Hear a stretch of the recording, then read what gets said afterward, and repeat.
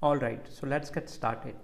Welcome, intellectual wanderers. Welcome to our YouTube channel, that is UPSC Geek by NRG. Today we are starting with lecture number 28, that is part 3rd of Rousseau. Before moving further, let's recollect whatever we have done from the previous lecture. So in previous lecture we have mainly dealt with the Rousseau's concept on social contract, right?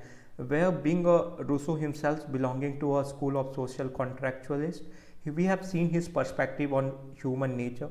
Then we have seen his perspective on state of nature, right, where he have mainly classified his state of nature into two parts, that is pre-property state of nature and post-property state of nature.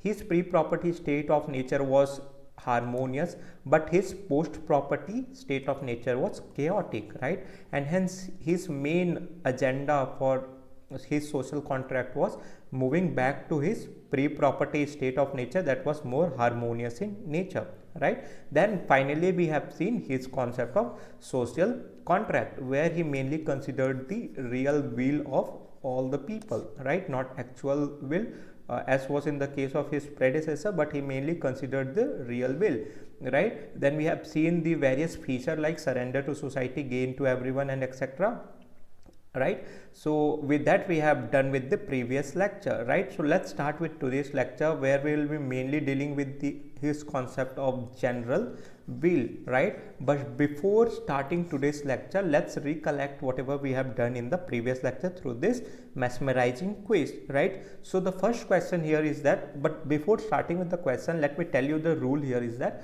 for every question you will be getting 10 seconds to answer, right, and then we will discuss the answers as well. So let's see the first question. Which of the following statement is not correct regarding Rousseau? Okay, so the first option here is that he is known as the father of French Revolution. He gave the concept of popular sovereignty. He is known as the thinker of paradoxes, and he supported modernity. So here the 10 seconds starts right now.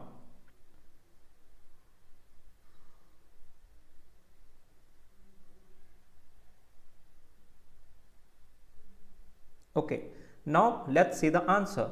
Okay, so the answer here is that he supported modernity. Okay, this is basically the false statement or wrong statement, because something which frustrated him a lot was the modernization or the advancement of civilizational, right. He is known as father of French Revolution. This statement is very much apt and true, because the idea of liberty, fraternity was which was the motto of French Revolution, was taken from the Rousseau itself. Okay, so and the second option is he gave the concept of popular sovereignty. It is very much right, because today we will see his concept of general will, which will basically elicit his idea of popular sovereignty or participatory democracy, right. And the third option is he is known as a thinker of paradoxes. That will also be seen in today's lecture, how he contradicts himself, and because of his contradiction that is found and inherent in his idea of general will, he will be known as thinker of paradox, right.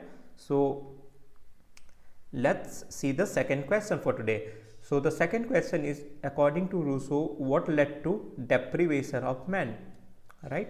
So the first option is rise of civilization, state of nature, social contract, and general will. Your time start now.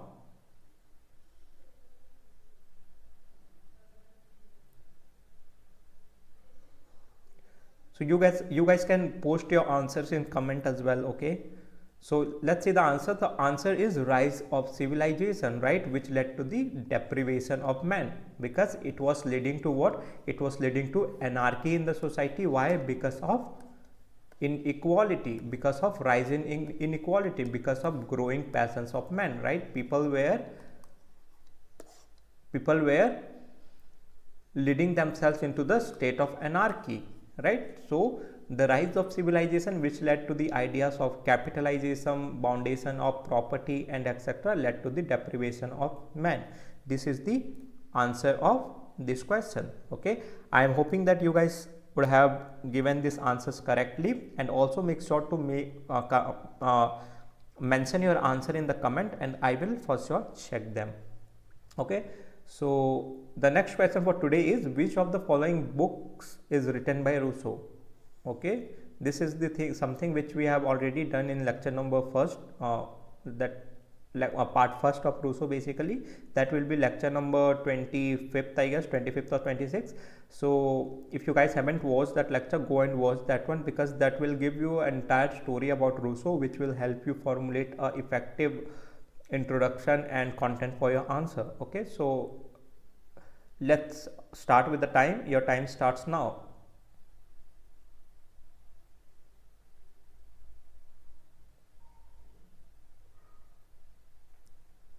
So so whoever have watched the first lecture, I think they might have guessed the answer right. So the answer for this is two treatises on civil government, right? So he has given two treatises, the first treatise and the second treatise, right? In first treatise he mainly refutes the Filmer idea of sovereign or absolute state, and in second treatise he mainly deals with Hobbes' idea of Leviathan, right? He criticizes Hobbes' idea, and he promotes or he propagates or advocates his idea of social contract in his second treatise on civil government, right? So this is the correct answer for this question, right? So let's start with today's lecture, and mainly we will deal with Rousseau's concept of general will in today's lecture. So before really getting into his concept of general will, let's understand the premise over which he is building his concept of general will, right? What is the idea behind or the story that he is promulgating in order to build his theory of general will? हम कोई भी idea propagate करने से पहले हमारी एक thinking होती है, राइट? अगर मैं ये बोल रहा हूँ तो इसके पीछे की मेरी कॉन्टेक्स्ट क्या है या स्टोरी क्या है, right? So just to build his concept of general will, his concept of social contract, even Rousseau had this particular context or notion in his mind, right? So this particular idea which says that according to Rousseau, men grew uncomfortable, which was caused by the serpent of private property in the state of nature, right? So as we have already seen that as Rousseau classified his state of nature into two parts, that was pre-property and post property, right? So his pre-property state of nature was harmonious, it was good and etc. But as the serpent of private property encroached the state of nature, his state of nature post private property became chaotic, right? Chaotic. It became what? It became anarchical in nature, right? And the anarchy condition also brought in the society the idea of private property. Hence, men thought to do away with anarchy by creating a sovereign through social contract, right? So, as I have already mentioned, that the major concern for Rousseau was the what? Prevalent of private property, which led to the situation of chaos and anarchy, right? And their main motto to establish or create sovereign state was to what? To do away with this chaotic and anarchical state of nature, that was post property state of nature, right? Where this serpent of private property, it swept in and started creating chaos in the state of nature, which was harmonious and good, right? So Rousseau's main agenda to promulgate his idea of sovereign was to do away with this post property state of nature and go back into his pre property state of nature, which was primarily good and people were living in harmony, right? So this is the basic premise above which or on which he is building his concept of general will, right? And how he will be creating his sovereign to do away with the state of nature post property? By through social contract, right? And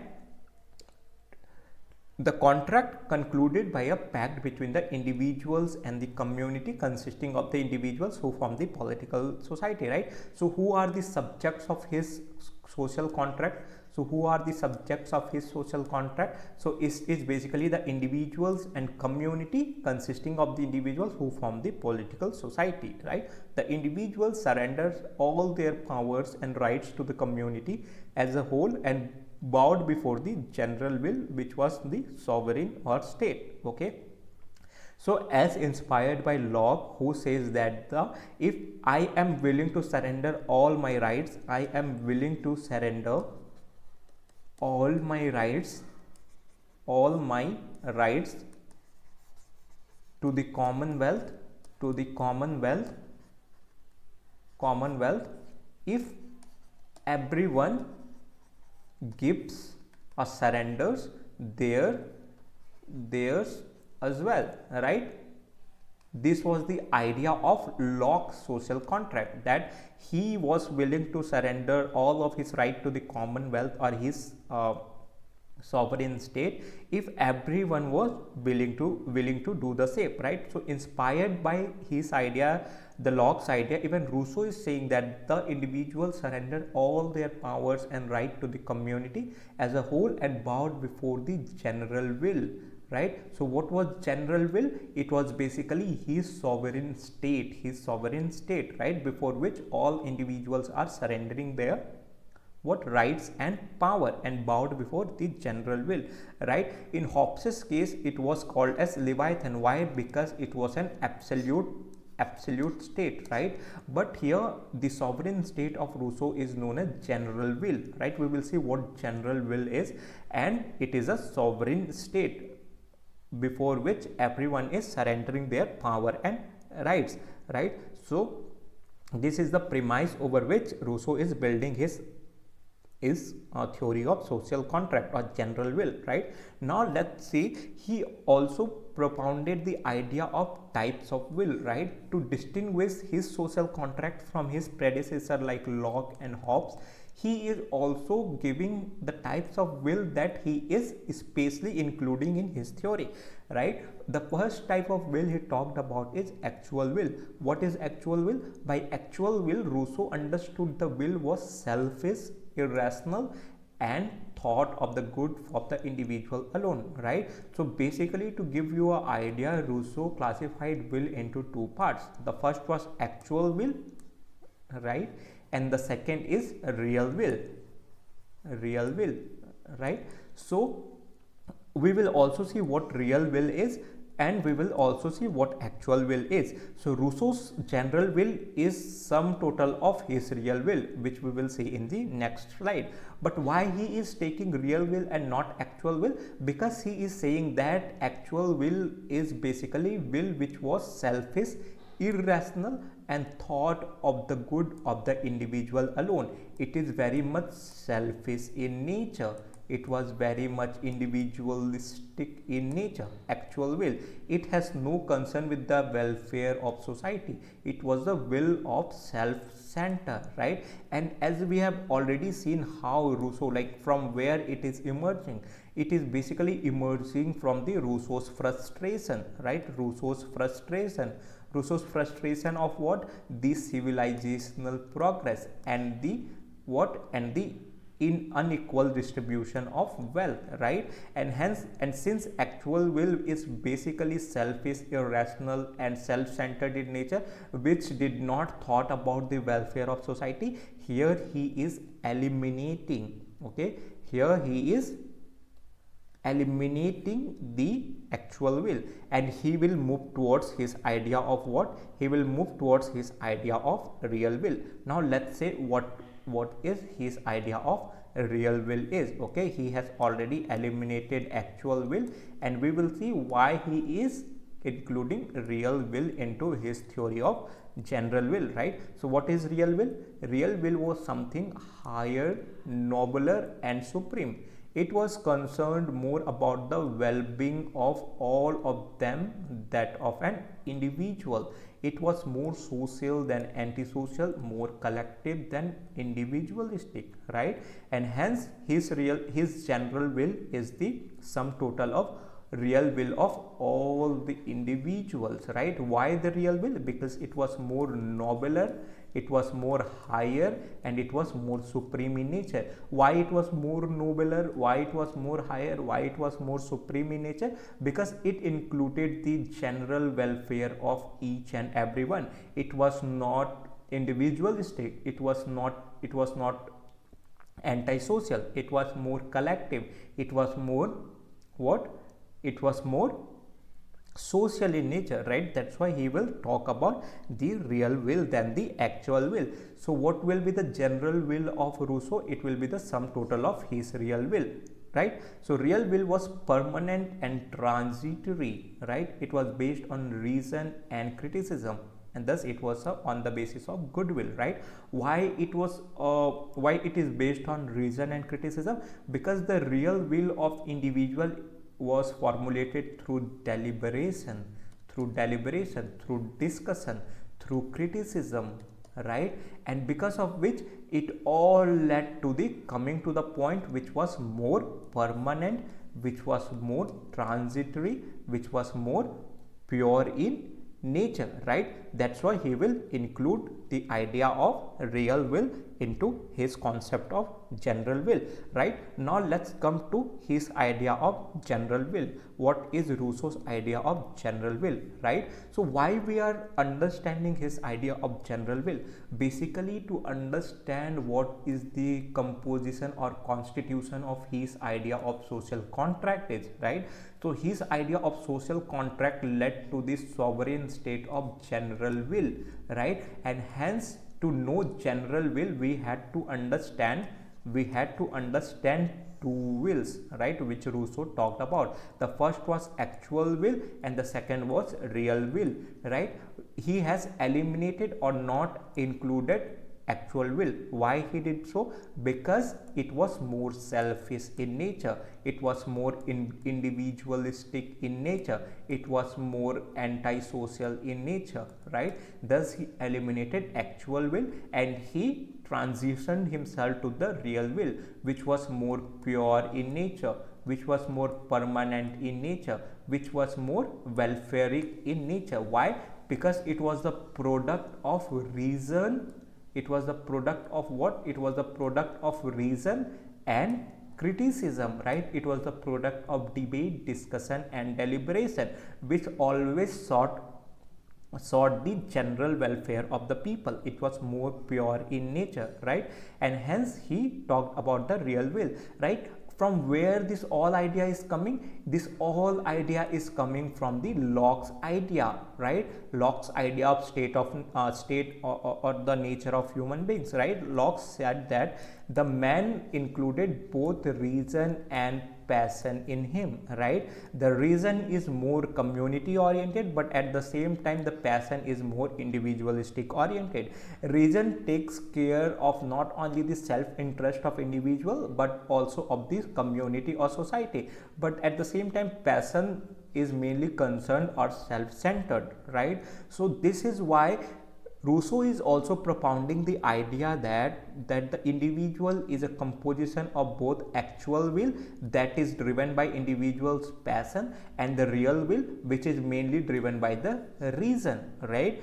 And as we all know that Locke had one of the most influential influence on Rousseau, right? So on the same line he is also building his theory, which is saying that as actual will is the product of passion, he is eliminating the idea of actual will and he is basically establishing his concept of general will on the real will, which is the product of reason, right? So now let's see what his idea of general will was, right? So okay, so the general will was the sum total of real wills that we have already seen of the individuals, which were based on reason and far-sightedness, right? Why the term far-sightedness is being used here, right? To understand what does the term far-sightedness means, we have to basically make a comparison between the wills, that is actual wills and real wills, right? His concept of actual wills was very individualistic, very self-centered in nature, and hence this was very much what? It was very much self-sightedness. It was very much self-sighted or close-sightedness. Okay, it was not looking beyond the individuals, right? It was not looking beyond the interest of individuals, right? But it was the real will was taking into consideration welfare of the society or community. It was more social in nature, right? It was looking behind or beyond the self interest of the individual. It was looking also on the self interest of the society or community, right? And hence it was based on reason and what far-sightedness, because it was looking beyond the interest of the individual, right? So it was will of all the individuals for the collective welfare, right? But Rousseau said that the general will was not sum total of good and bad will of the individuals by a method of plus and minus, but was something nobler, right? So what does this particular thing mean here, right? He is saying that, Rousseau is saying that general will was not the sum total of good and bad will or the individuals by the method of plus and minus. What does this mean here, right? He is saying that, let's say there are group of individuals, right? There are people who are driven by both passion, there are people who are driven by their reason, right? And here he is saying that his general will is not just about the plus or minus of reason or passion, right? He is not saying that his general will is about elimination of people of passion. It is not about plus or minusing anyone. It is basically including the general will or the real will of each and every one. It is basically the inclusion or inclusivity of people with both passion and people with both reason, right? So that to make it very collective in nature, right? So it is basically, it was not the sum total of good and bad will or the individuals by the method of plus and minus, but was something nobler. Why? It was a product of deliberation, discussion and consciousness, right? The people which was the composition of both passion and reason, they have engaged in the process of deliberation, in the process of discussion, and with their consciousness they are basically formulating the sovereign state of general will, right? Here Rousseau is basically talking about the inclusion, right? Inclusion or inclusivity of each and every entity of the society, right? Why it is coming from? It is again coming from his personality, his life, right? Because he was standing on the other side of the class, right? There was a class which was very much capitalistic oriented. They were basically chasing the property foundation and acquisition of property. But Rousseau was standing here. He understood the gap or lacune that because of his lack of education, because of his lack of progressive nature, he could not acquire the property, right? And hence he is not completely talking about the elimination of this class as is the case in the socialist school or Marxian school, but he is talking about the inclusion of each and everyone. He is not talking about negation, but he is talking about inclusion, that each and every individual of the society must engage in the deliberation, discussion, debate, criticism with their consciousness in order to formulate their idea of general will, right? So it will become the product of the or the sum totals of the real wills of all the individuals, right? So just to put this in the equation, what will be the general will of Rousseau? So the general will of the Rousseau will be sum total of real will of all the individuals, right? Real wills of all the individuals, real will of all the individuals. It is basically the inclusive in nature, right? So this is what is the idea of Rousseau's general will. He says that it is sum total of real wills of the individuals which were based on reason and farsightedness, and the real will is more nobler, more supreme and more higher or supreme in nature, right? So this is his idea of general will. So what is the difference between the term general will and will of all, right? So here the term is written is will of all, right? Will of all. He is also giving the differences or distinction here, that because his predecessor like Locke and etc., they used the term will, right? Will of all. And Rousseau is propounding the idea of general will.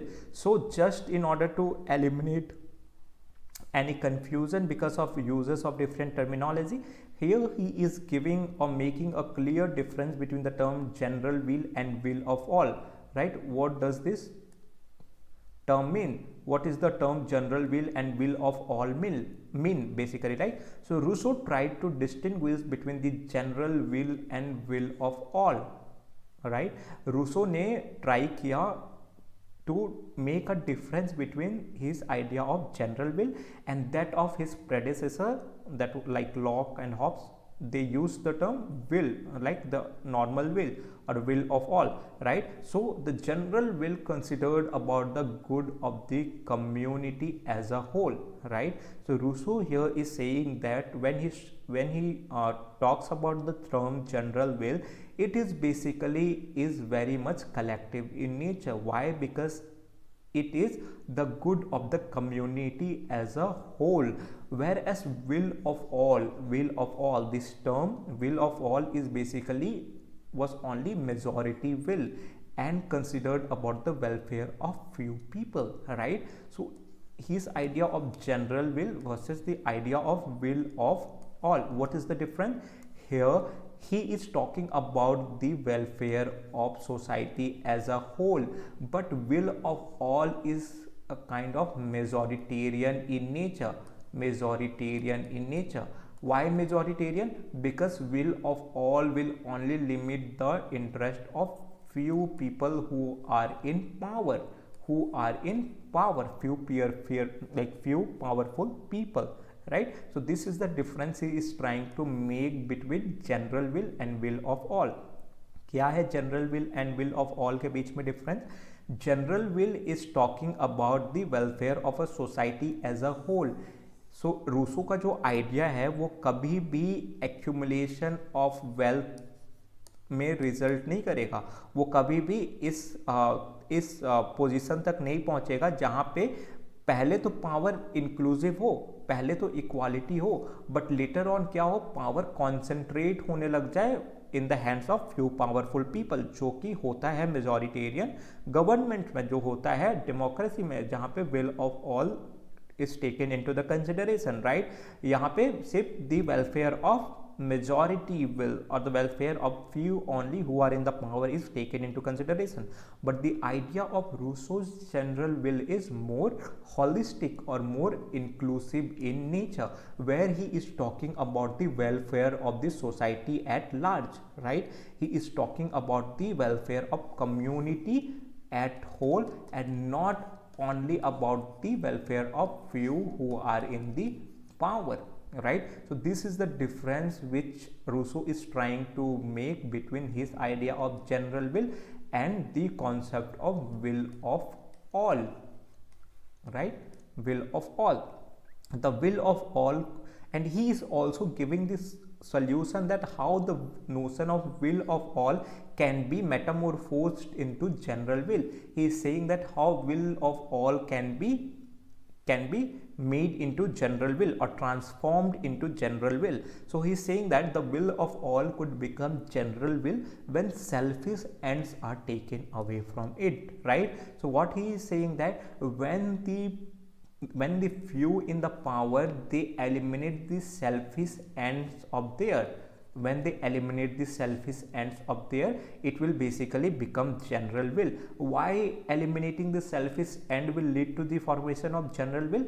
Because the few in power, when they will eliminate their selfish end or their self-centric end, they will basically start thinking about the welfare of society at large, right? Because they are chosen to promote the welfare of the society and not the interest of their personal self, right? So this is what Rousseau is saying, that when the selfish ends of the will of all or the people in powers are eliminated, the will of all can also be transformed and converted into the general will, which will be more inclusive, which will be more collective, which will always think about the welfare of the community as a whole, and not as a welfare of few who are in the power or who are holding power, right? So this is the difference between general will and will of all. General will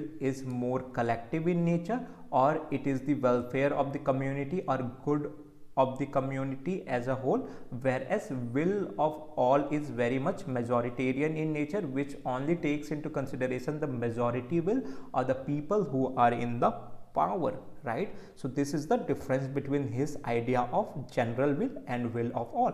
Now let's see some of the attributes or features of his idea of general will, right? What is the feature? It is indivisible, it cannot be further divided. Why? Because of his inclusive nature. He is including each and every positive and negative ideas in the society. He is not secluding anyone, and hence his general will becomes indivisible. Why? It cannot be divided any further. Why? Because it already includes each and every entity in the society. And from the power per se, it becomes indivisible because there is no law beyond it, right? Why there is no law beyond it? Because it is formulated by the general or real will of each and everyone, right? And they all bow before this sovereign state, that is general will, and hence this his idea of general wills becomes what? It basically becomes supreme in nature or sovereign in nature, which cannot be further divided, right? Let's say there is our Indian constitution, right, which takes into the consideration the real will of all the Indian citizens, right?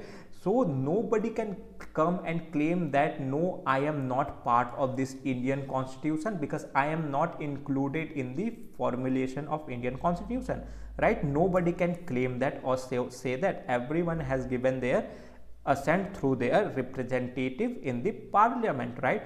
And hence our constitutions becomes what? It becomes indivisible, or it cannot be divided, right? So this is the first feature of his idea of general will. What is second feature? It is unrepresentable, right? Why? Because it already represents each and every one in the society, and hence it becomes unrepresentable. What does this term unrepresentables mean? It cannot be further, it basically it cannot be further represented. It cannot be further represented because it already represents the real will of each and everyone, real will of all individuals in the society, right? And hence it becomes unrepresentable, right? So this is the more positive concept than the negative concept, right? It is unlimited, absolute and supreme, right? Why it is unlimited? Because each and everyone are bestowing their rights and power through their concept of general will. It includes the real will of all the individuals, right? And hence the power becomes unlimited. The powers become absolute. The power becomes supreme, right? It is inalienable. Why it is inalienable? What does the term inalienable mean? It is basically mean it cannot be alienated. It cannot be taken away. It cannot be taken away, right? It cannot be deprived. It cannot be taken away. Why? Because it already it includes each and everyone from the society, right? And each and everyone have obligations to the general will. It includes the real will of each and everyone, and hence since all are included here, it cannot be taken away from the individuals, right? And hence it becomes more democratic in nature, right? The real will of each and everyone's are taken into consideration, right? So it becomes inalienable, right? Like in Indian context, we already know that the fundamental rights are inalienable right. Why? Because they are fundamental. They are fundamental to the Indian citizens. It cannot be taken away, right? Because we ourselves have, through the debate deliberation in the parliament, have formulated the constitution, which is the source of this fundamental right and which cannot be taken away or seized away in arbitrary manner from the state, right? And hence the general will is also inalienable. What is the last one? It is infallible in nature. What does this mean? It cannot be defeated. It cannot be defeated. It cannot be proven wrong. Why it cannot be proven wrong or defeated? Because it is the product of real or reason of a man. It is a product of deliberation. It is a product of criticism, right? And through all the process of reason, debate, deliberation, discussion with their consciousness, they have given their final or sovereign state, that is general will, and hence it becomes undefeatable or infallible, right? It becomes supreme, it becomes absolute, it becomes unlimited, and hence it becomes infallible, right? Because it is the product of reason, debate, deliberation, critic, and what? With their sheer consciousness, right? Through all this process, through all this rigorous process, the idea of general will, the idea of the sovereign state is coming from, and hence it becomes infallible, right? So these were some of the attributes of general will. Just to quickly recollect, what are the attributes of general will?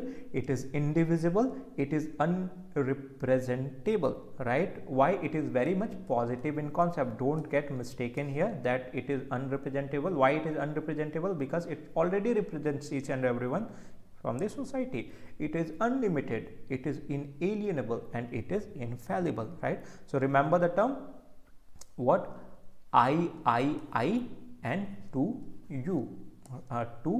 you, right? I, and to you. What are three I's? Indivisible, inalienable, infallible. 3I to you, right?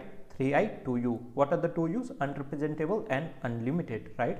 So this is how you can remember the attributes of general will, that is 3I to you. What are the three I's? Indivisible, inalienable, infallible, and two U's, that is unrepresentable and unlimited. You can also use these attributes when giving about the features of some other social contracts like our constitution, right? And hence even our constitution is what? It is inalienable, it is infallible, it is indivisible, etc., right? So this is the basic idea from which his idea of general will is propounded, right? So now let's see one of the major or important statement which says that Rousseau as a thinker of paradox, right? What does the term paradox mean here? It basically means contradiction, right? He is very much contradictory when it comes to his thought, right? So why we are saying that Rousseau as a thinker of paradox? Let's see in greater depth.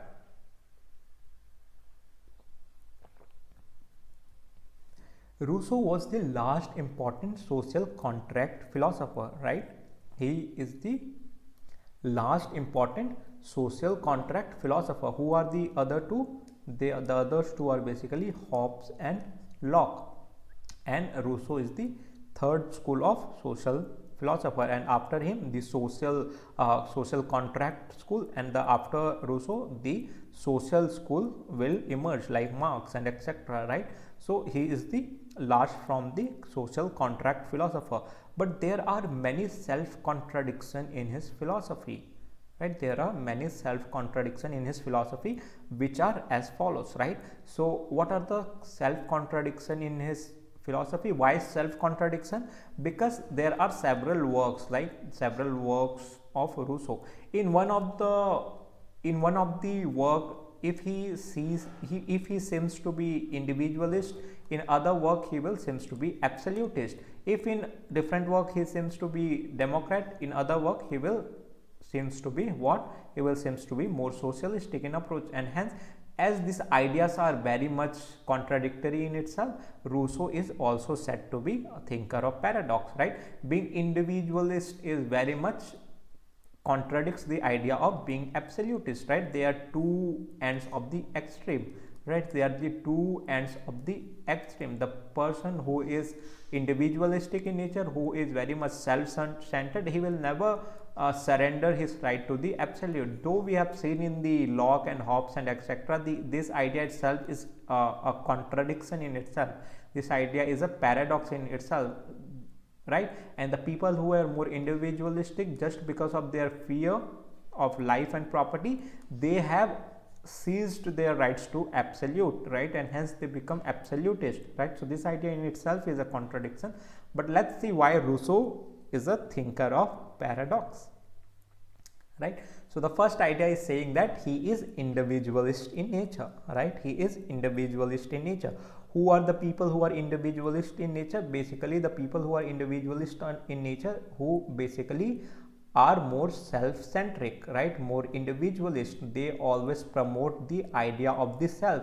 They will always think about the self, right, than the community, right? So here the allegation is being made here is that Rousseau is individualist. In his work, that is Emile, he represents himself as an individualist, right? So there is a work which is Emile.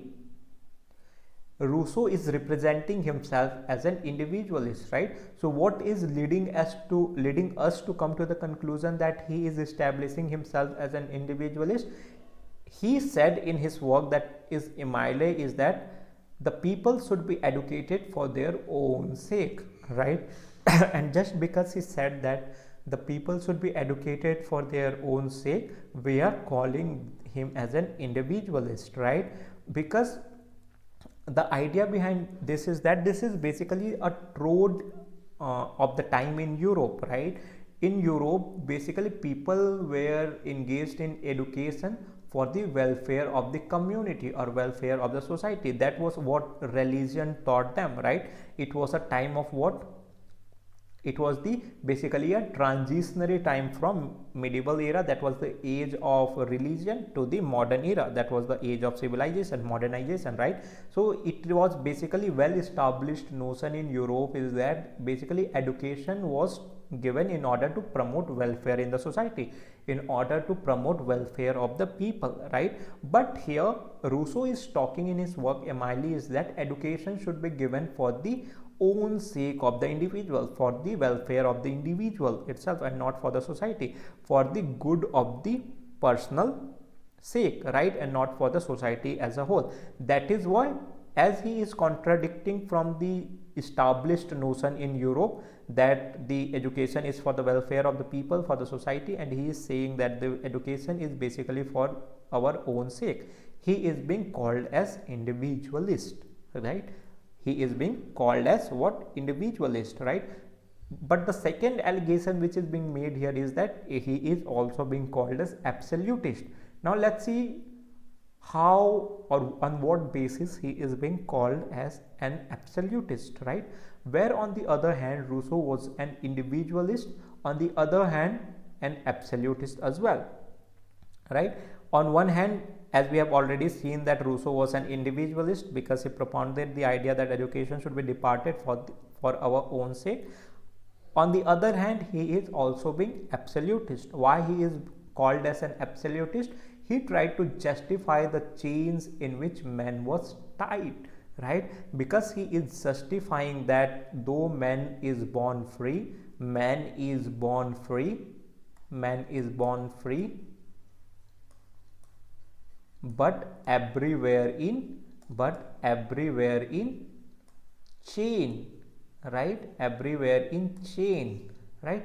Just because he is justifying that man is everywhere in chains and he is tied, he is being called as an absolutist, right? Because men are sovereign entity in themselves. Men are sovereign entity in themselves, and if they are under the obligation, or if they are under the chainship or enslaved under anyone or any sovereign authority, it is basically the idea of absolutist, right? He tried to justify the chains in which man was tied. His general will is absolute and infallible. The first idea for which he is being called as absolutist is that he justifies that men are everywhere in chains, right? And the second idea, he is saying that his concept of general will is absolute and infallible, right? He is advocating the idea that his concept of general will is absolute and infallible. Why absolute? Because it is infallible. It cannot be defeated. It cannot be, no any single individual can trespass his absolute state, that is general will. And because of his idea of the infallibility of general will, he is being called as an absolutist. Why? Because he is attributing an absolute power to his general will, right? Absolute power, as we have already seen in the attributes, that his general will was unlimited, supreme and absolute, right? And just because of this, he is also called as absolutist, right? So one contradiction is already being made here, that he is also an individualist and absolutist, right? So these are the what? These are the paradox. So one reason is why one reason for being him called as a thinker of paradox is that he is, on the one hand, he is an individualist, but on the other hand, he is also an absolutist, right? So this is the one idea. What is the second idea? He is democrat, right? He is democrat, and at the same time he is also a socialist. Let's see why he is a democrat. He was democrat also when he said general will is nothing else but the will of the people, right? Will of the people. And since he is representing the will of the people, or the real will of the people, he is democratic in nature. What is democracy? Democracy is basically a representation of all, right? For the people, by the people, of the people, the Lincoln dialogue, right? So he is also representing the will of all by including the real will of each and everyone, right? And because of this reason, he is regarded as a democrat, right? And the idea in the French Revolution, that is of liberty, equality and fraternity, have been also derived from Rousseau's idea of general will, right? That is why he is a forerunner of democracy, right? And hence he is democrat. But on the other hand, or at the same time, he is also a socialist, right? Let's see why he is a socialist. Rousseau was not only a democrat but also a socialist. It was his discourse on inequality, right? So there is a book which is known as Discourse on Equality of Inequality of Rousseau, which becomes the basis of the socialist movement in the 19th century, right? Why it became basis of the socialist movement? Because it propounded the ill of private property. It propounded the negative side of private property, right? And what is the basic idea or ideology behind socialist? It is basically the elimination of private property, right? So as to have a property in communism, right? Where the state owns the property, right? Property belongs to each and everyone. And since Rousseau was also against the private property, he also wanted to go back from the post property state of nature to pre property state of nature. Rousseau take into the consideration the very negative side of private property, and hence which is mostly enshrined in his work, that is Discourses on Inequality, which kind of became the basis for the socialist movement in the 19th century. Socialist movement basically in Germany, right? Socialist movement basically in the European countries, and his work on discourses on inequality became one of the basis for the socialist movement. What was the theme of his work that was discourse on inequality? It was basically the negative perspective or negative side of private property, right? Because the true perspective of socialist is that they believe that private property was the source of all problems and inequality in the society, right? And this was also the thinking or idea of whom? The Rousseau, right?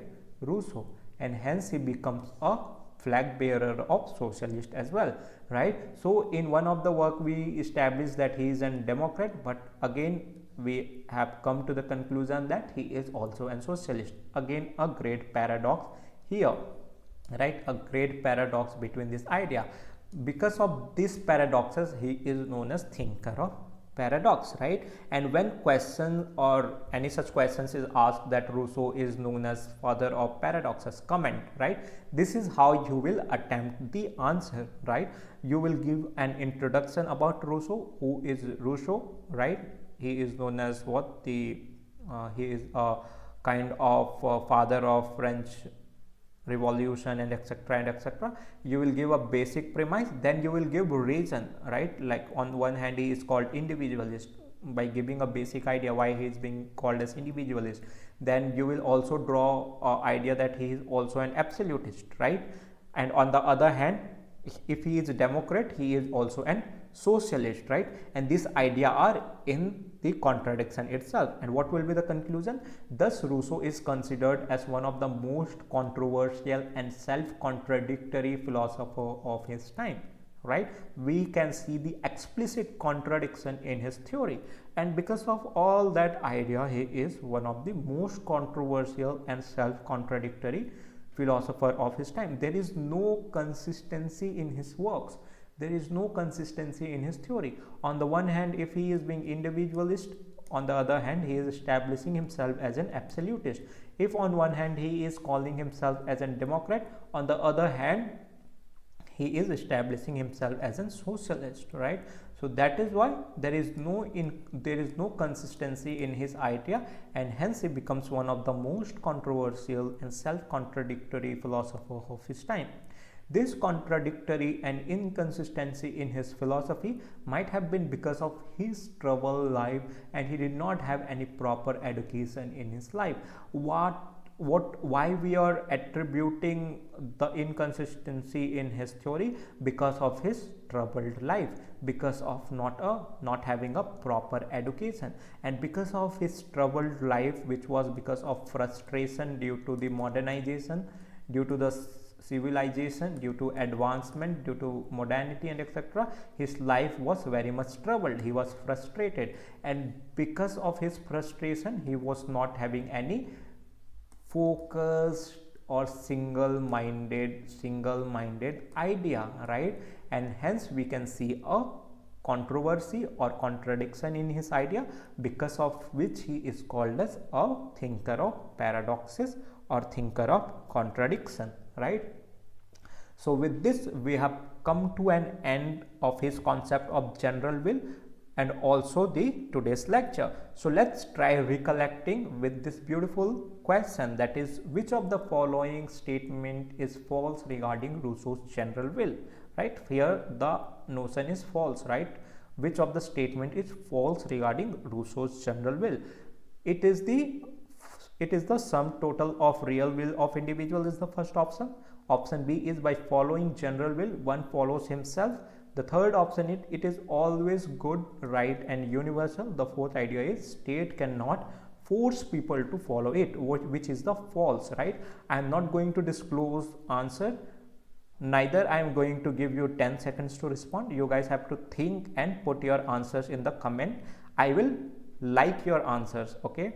And with this we have come to today's end, and also ensure to show your love by subscribing to the channel, that is UPSC Geek by NRG, and also like your video, right? Because support is needed the most. And also remember the motto statement of UPSC Geek by NRG, that as you strive,